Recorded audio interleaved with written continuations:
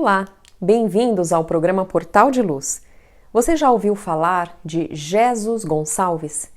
Ele foi um homem sofrido, morreu jovem aos 45 anos de idade e no final da vida, após muitas dores e lutas, encontrou no Espiritismo a razão de viver.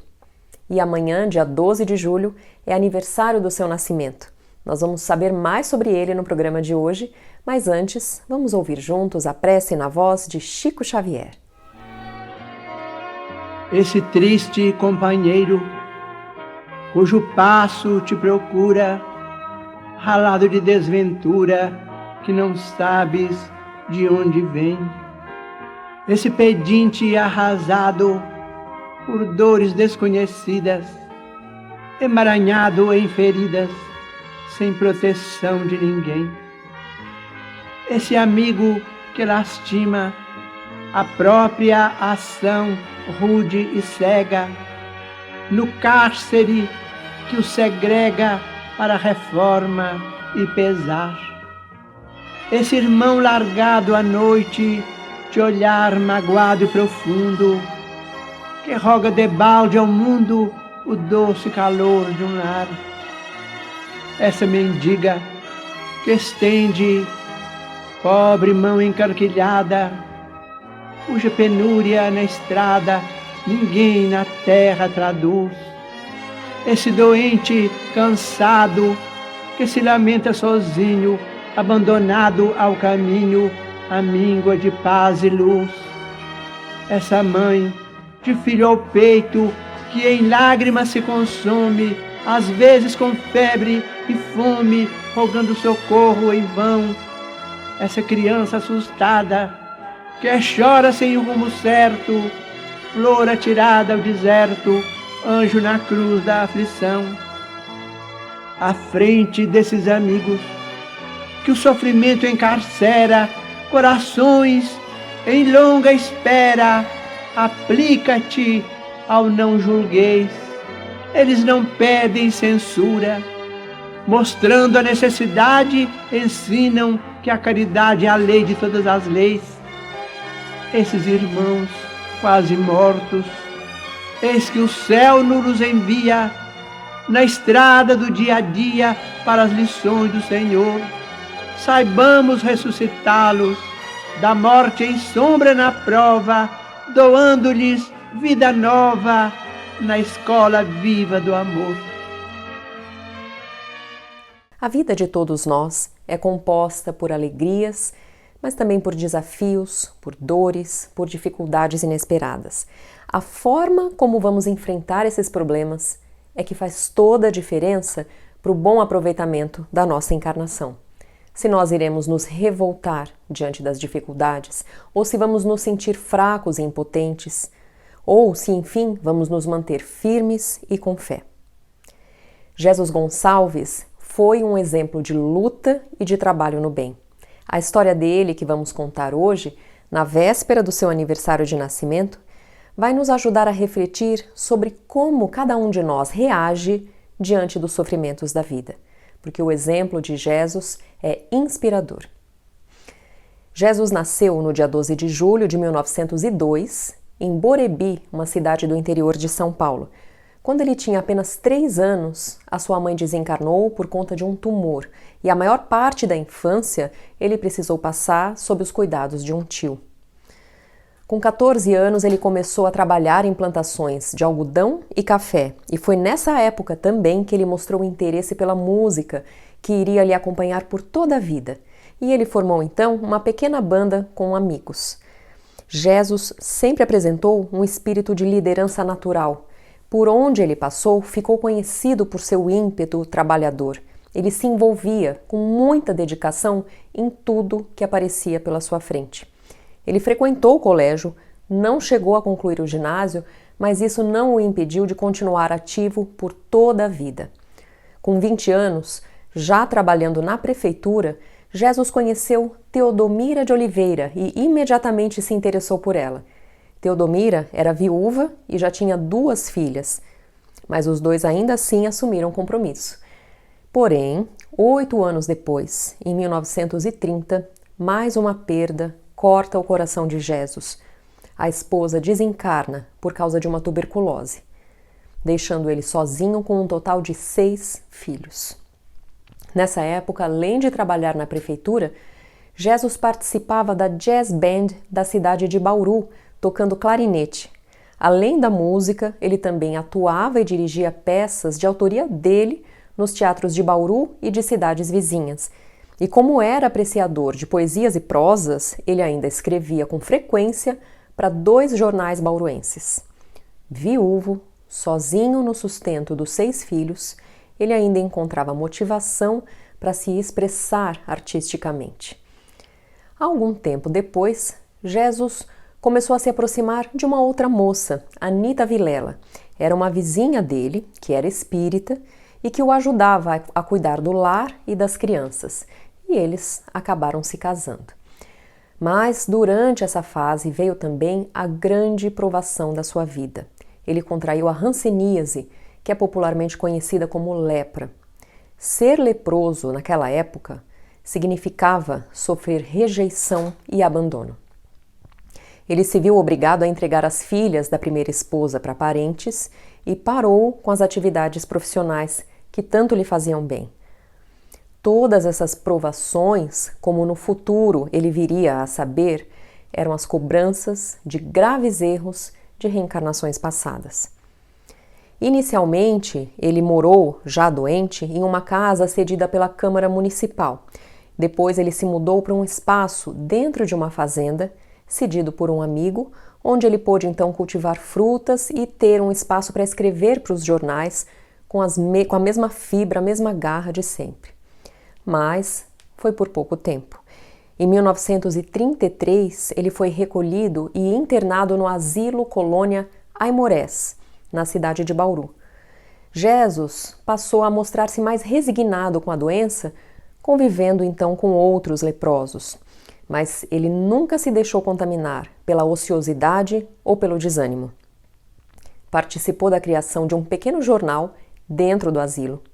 Escreveu e participou de peças teatrais. Ajudou na criação da jazz band do Aimorés e ainda de uma equipe de futebol. Só que a doença continuava a avançar. Jesus buscou então a transferência para um hospital que ficava em Guarulhos e que possuía fama de ser melhor, ter melhores serviços médicos. Em 1937 ele consegue a transferência, mas no meio da viagem ele tem uma piora repentina que o obriga a parar em Itu para receber assistência médica. E ali ele ficou no hospital de Pirapitingui. Em Pirapitingui, Jesus logo se revelou o mesmo de sempre, um líder nato, um incansável trabalhador. Ainda que muito doente, ele fundou ali mais uma jazz band, a Rádio Clube de Pirapitingui e um jornal interno. Mas a doença continuava a avançar e os medicamentos eram cada vez menos eficientes. A dor e a angústia levaram Jesus pela primeira vez a dobrar o seu espírito e buscar Deus. Anita, sempre estudando a doutrina espírita, fazia de tudo para convencer Jesus, que era até então um materialista convicto. Só que, infelizmente, Anita desencarna em 1943, deixando Jesus pela segunda vez viúvo, após 12 anos de casamento. Mas no velório dela, vários fenômenos mediúnicos acontecem e ele fica muito impressionado e começa então a estudar livros espíritos buscando a explicação para os fenômenos e inicia com isso uma enorme transformação na sua vida. Com o tempo, estudando as obras espíritas, ele foi vendo na sua própria vida as mudanças e a comprovação pela força da fé. E líder como sempre, Jesus começou então a converter os seus companheiros do leprosário, passando essa noção da justiça divina e da importância da resignação diante da doença. Ele se dedicou na construção de um centro espírita em Pirapitingui e estabeleceu um elo sem precedentes entre os leprosos e a sociedade. A sua iniciativa despertou os companheiros de doutrina em diversas localidades e caravanas espíritas passaram a visitar o hospital, levando alegria e conforto aos internos. Em 1945, é fundada, então, a Sociedade Espírita Santo Agostinho, após a superação de muitas dificuldades, e Jesus participou ativamente de todas as atividades desse centro. distribuição de sopa para os necessitados, palestras, orientação espiritual e sessões de desobsessão. Enquanto isso, a doença dele avançava cada vez mais. 20 dias antes de desencarnar, um fato marcou profundamente Pirapitingui. A doença dele já tinha consumido todo o corpo e também as cordas vocais, pois ele foi a uma sessão do seu centro espírita e, para surpresa das 300 pessoas presentes, os mentores da casa entregaram-lhe a voz e ele fez uma linda preleção de quase 2 horas e, ao final, simplesmente voltou a perder a voz. E na semana seguinte, esse fenômeno da voz se repetiu pela segunda e última vez. Em 16 de fevereiro de 1947, desencarna Jesus Gonçalves, o apóstolo de Pirapitingui. E já desencarnado, ele compareceu na casa de Chico Xavier para relatar a sua experiência no mundo espiritual e ditar um poema para o médium. Chico e ele nunca tinham se encontrado em vida, mas chegaram a trocar correspondências. E Jesus Gonçalves sempre dizia nas suas cartas para o médium que assim que pudesse, iria visitá-lo. E esse dia chegou, embora não da maneira que Jesus havia imaginado. E uma curiosidade foi que depois de desencarnado que ele pediu que lhe chamassem de Jesus, porque o seu nome original era Jesus, o seu nome de batismo. E ele, ao final da vida, estudando o Evangelho, passou a se achar indigno de usar o mesmo nome do Mestre. Fica aqui a nossa homenagem para Jesus Gonçalves e vamos agora para um breve intervalo. A Creche Lar do Alvorecer é uma entidade assistencial mantida pelo Grupo Espírita Caibar Schutel. Localizada em Diadema, tem como propósito trabalhar pelo desenvolvimento de uma cultura de paz através da educação e da assistência a crianças, jovens e adultos. São 250 crianças atendidas diariamente. Conheça nossas atividades e colabore conosco pelo ideal de um mundo melhor. www.lardoalvorecer.org.br. O jornal Folha Espírita, fundado em 18 de abril de 1974, se dedica à divulgação da doutrina espírita. Saiba mais sobre assuntos atuais com o enfoque do espiritismo, além de entrevistas e artigos de diversos colunistas. Você pode escolher na versão digital ou impressa. Acesse e faça sua assinatura. www.folhaespírita.com.br. Estamos de volta. Vamos agora ouvir a nossa amiga Sandra Marinho no quadro Educa a Tua Alma. Queridos amigos, queridas amigas, para o nosso tema de hoje eu trouxe e me inspirei também numa frase do querido mentor Emmanuel, no prefácio do livro psicografado por Chico Xavier, Pensamento e Vida. Logo no prefácio mesmo, onde o autor explica o objetivo do livro, ele afirma que o nosso pensamento cria a vida que procuramos através do reflexo de nós mesmos, até que nos identifiquemos um dia, no curso dos milênios, com a sabedoria infinita e com o infinito amor que constituem o pensamento e a vida do nosso Pai. Vou repetir. O nosso pensamento cria a vida que procuramos através do reflexo de nós mesmos. Percebem a grande verdade nesta simples frase?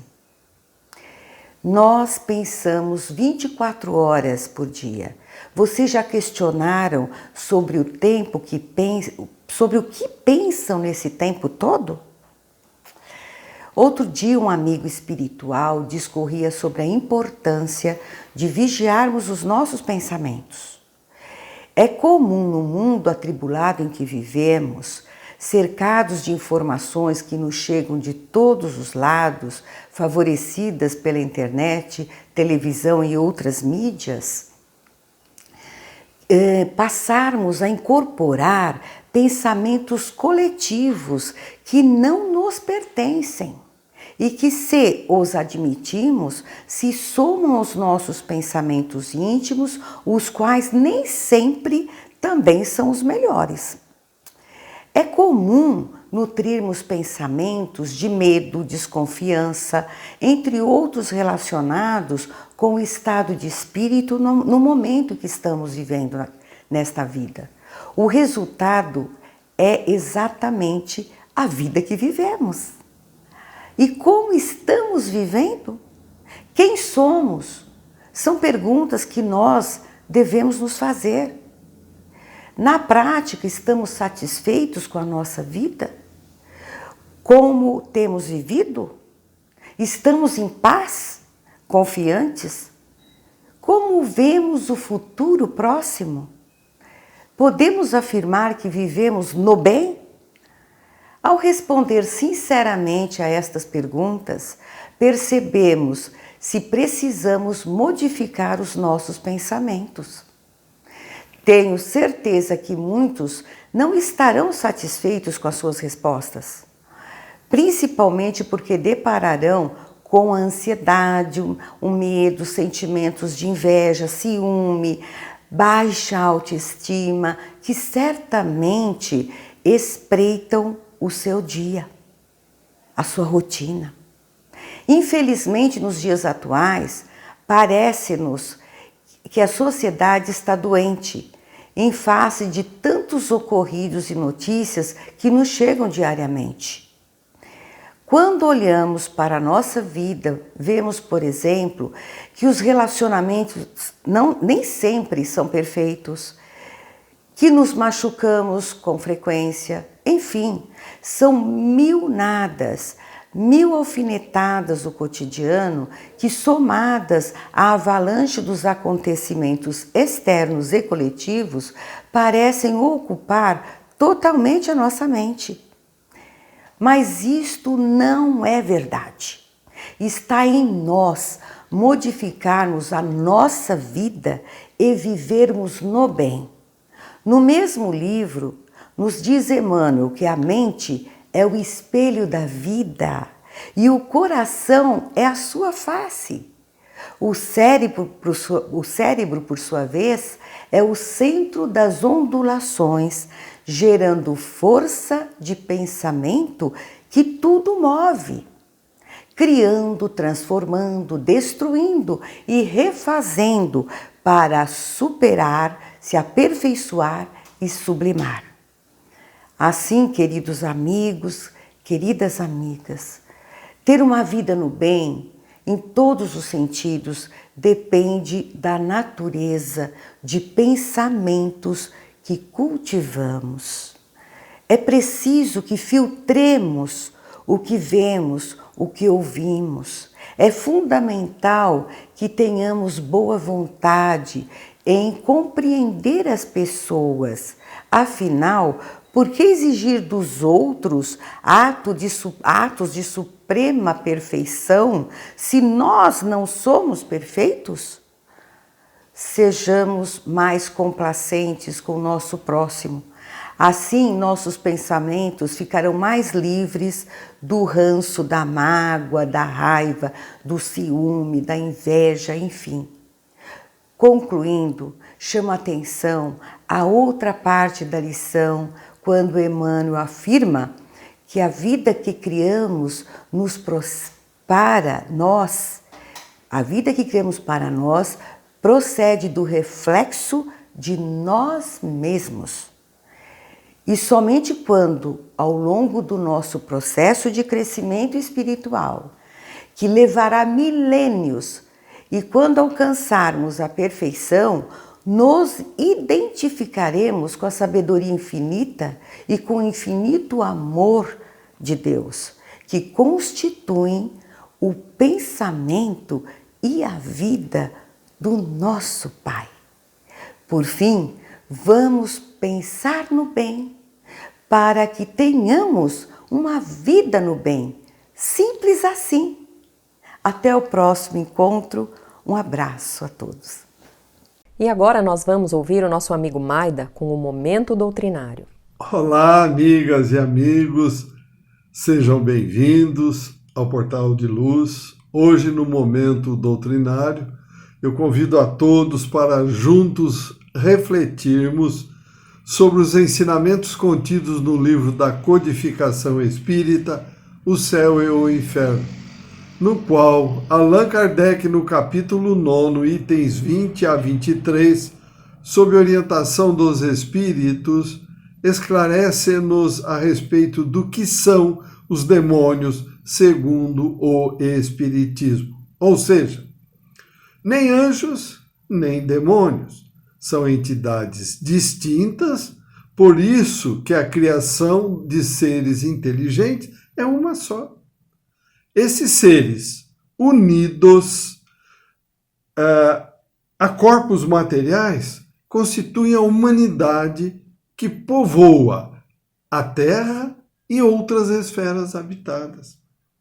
Esses seres, uma vez libertos do corpo material, constituem o mundo espiritual, ou seja, o mundo dos espíritos que povoam os espaços. A questão 115 do livro dos Espíritos nos ensina que Deus criou os seres simples e ignorantes, sem nenhum conhecimento, para que, com seu esforço, obtivesse o mérito da perfeição, para desfrutar da felicidade decorrente dessa perfeição. Todos os seres, desde o momento de sua criação, tanto no mundo espiritual quanto encarnados, progridem até atingirem o quê? O grau de perfeição como espíritos puros ou anjos, como vulgarmente são denominados.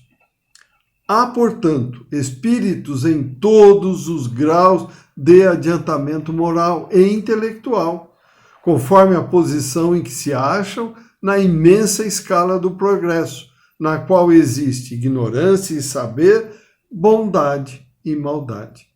Nas classes inferiores, destacam-se os espíritos profundamente propensos ao mal e comprazendo-se com o mal. A estes pode-se chamá-los de demônios, pois são capazes de todos os malefícios que se lhes atribuem. O Espiritismo não lhes dá esse nome de demônios, uma vez que não são uma criação distinta do gênero humano, como seres de natureza essencialmente perversa, voltados ao mal eternamente e incapazes de qualquer progresso para o bem. Segundo o Espiritismo, os demônios são espíritos imperfeitos, suscetíveis de regeneração, os quais sairão desta classe inferior quando deixarem de lado o quê? A apatia, a negligência e a vontade de se comprazerem no mal. Um dia, a fadiga dessa vida penosa e a partir de então, por livre e espontânea vontade, procurarão melhorar-se.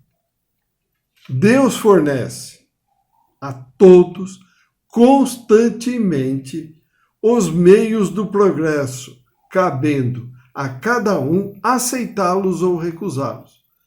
Deus quer que todos tenhamos o mérito das nossas obras. Ninguém é colocado em primeiro lugar por privilégio, mas o primeiro lugar a todos é franqueado às custas do esforço próprio. Os espíritos puros ou anjos conquistaram a sua graduação passando, como os demais, pela rota comum com mérito. Chegados a determinado grau de pureza, os espíritos têm missões adequadas ao seu progresso. Temos aqui, hoje, conosco, o exemplo de Jesus Cristo. Deus criou, cria e continuará criando de toda a eternidade espíritos ignorantes e simples, sem espécies diferentes ou privilegiadas, tudo dependendo do respectivo esforço e mérito para a elevação. Não existem estas criações que a doutrina vulgar alardeia como anjos, demônios, os quais não estão submetidos à lei do progresso. Portanto, demônios não existem, só espíritos imperfeitos. E concluem os espíritos: hoje repugna a razão do homem toda e qualquer doutrina na qual não resplandeça a justiça divina. Não existem privilégios. Todos nós somos filhos diletos de Deus. Boas reflexões, obrigado pela companhia, saúde e paz e até um próximo encontro. Vamos encerrando o nosso programa de hoje por aqui. Mandem os seus comentários para o nosso e-mail, portaldeluz@folhaespirita.com.br. Uma ótima semana para todos!